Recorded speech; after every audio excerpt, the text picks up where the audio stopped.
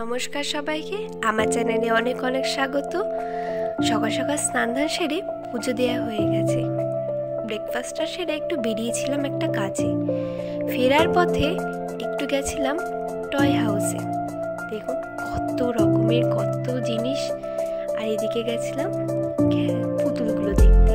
দেখুন কত রকমের টেডি বিয়ার আর কত রকমের কালার, কি সুন্দর দেখতে লাগছে। আর এই পুতুলটা দেখুন কি কিউট না, আমার খুব ভালো লেগেছে। এরপর বাড়ি এসে রান্নায় যোগ দিয়েছি।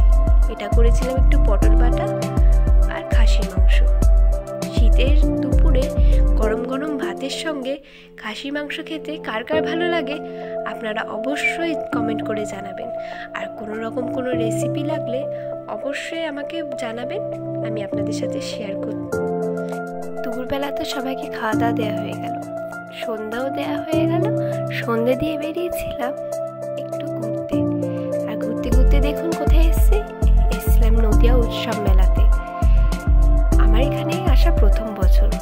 দেখুন কত রকমের কত দোকানপাট, এক এক দিকে এক এক রকমের দোকানপাট।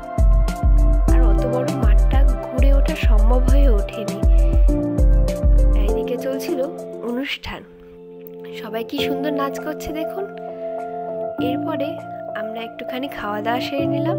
খেয়েছিলাম একটু ভাপা পিঠে, আর খেয়েছিলাম পাটিসাপটা, আর একটু খেয়েছিলাম গরম গরম মোমো। আর সব শেষে ফুচকা না হলে তো হয় না।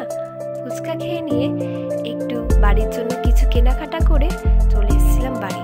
দেখুন রাস্তাগুলো কেমন ফাঁকা, শীতের রাত তো একদম ফাঁকা, রাস্তায় তেমন লোকজন নেই। চলুন বাড়ি যাই। বাড়ি গিয়ে সঙ্গে সঙ্গে রুটি করে সবাইকে খেতে দিই। আটা মাখাও হয়ে গেছে, রুটি হয়ে গেছে। দেখা হচ্ছে আগামীকাল।